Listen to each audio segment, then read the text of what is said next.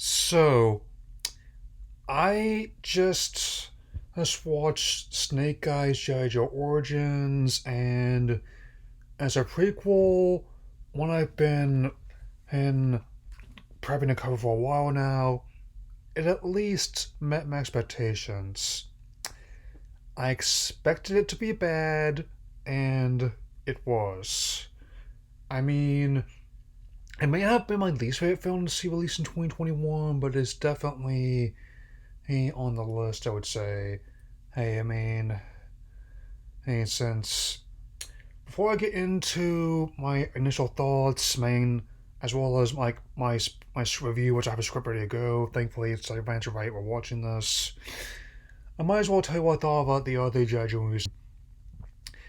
The animated one from 1987, I thought was decent. I mean, the opening sequence is really cool. Oh, I told those years I'll admit. I mean, Rise of Cobra, I mean, I'll see with the fact that I did not care for it. It's, though, as I'll explain, it's crowned my least favorite film ever has been snatched by this one. And Retaliation, that was better. Header, that was been once I've seen that one. And this prequel, however, whew, there are people that compared it unfavorably to X-Men Origins Wolverine, and I was like, oof, that's harsh.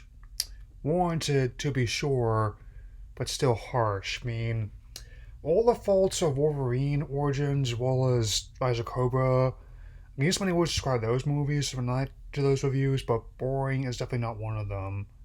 Yeah. I mean, even factoring in and opening in among all the competition, as well as with Delta being a concern, and it definitely was fighting an uphill battle. I mean,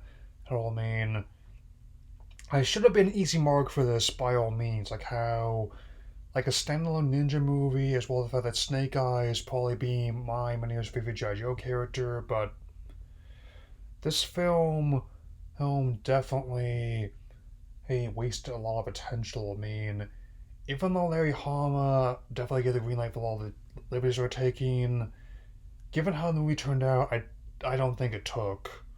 Look, I mean, there are so many ones that he wrote that could have worked for this movie, especially factoring the relationship with his adopted brother, their Storm Shadow.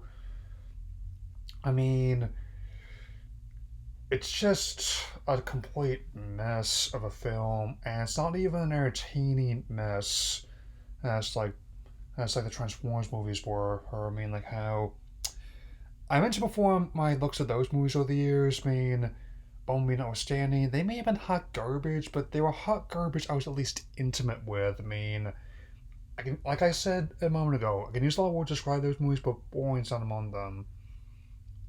I mean, I'm gonna be letting this sit for a bit before I do my full review of it, but let's just say that there's gonna be a lot of issues in this movie, like how, and I'm not a bit surprised that it flopped.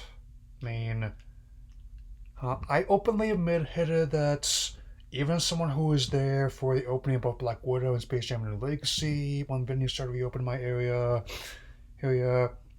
I definitely wouldn't have touched this one even if there wasn't concerns about Delta rising at that time. I'm Let me put it this way: it got put on Paramount Plus just 3 weeks after it opened, which is a major or at least spectacular flop. I mean, it made less in its entire domestic run than the previous movies made in the opening weekends alone.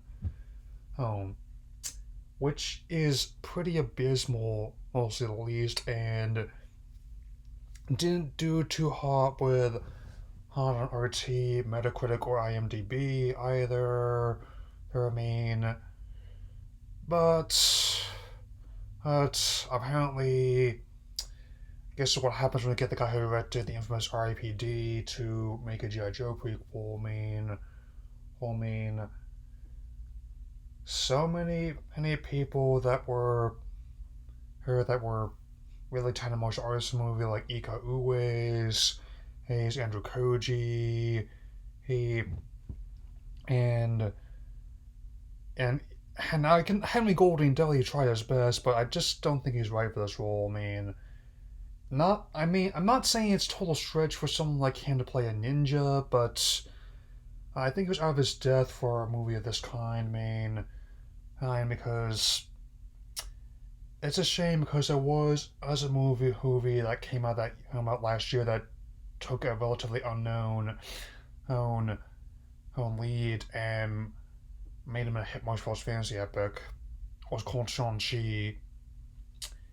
I mean, like I said, it's like it just could not be the same side what who were trying to reach.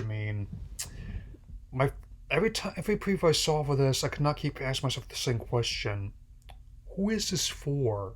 And I can't really answer that for you, man. I mean, I mean, on one hand, you're trying to be like a standalone ninja movie, but also trying to be really into the G.I. Joe prequel elements. I don't know what the franchise is going to be like on film next. However, the fact that Paramount and Hasbro Studio brand is valuable to them, going to start making another cartoon later this year, as well as start developing the third main movie of Vigilance for the near future. Hopefully, things can improve from there. I'm not getting too spoilery because, trust me, I'm gonna do my full review next week at earliest. Especially given how I have a lot more to say in this one, and oh boy, I definitely have been prepping to talk for a very long time. So that'll be all for now. Take care, everyone.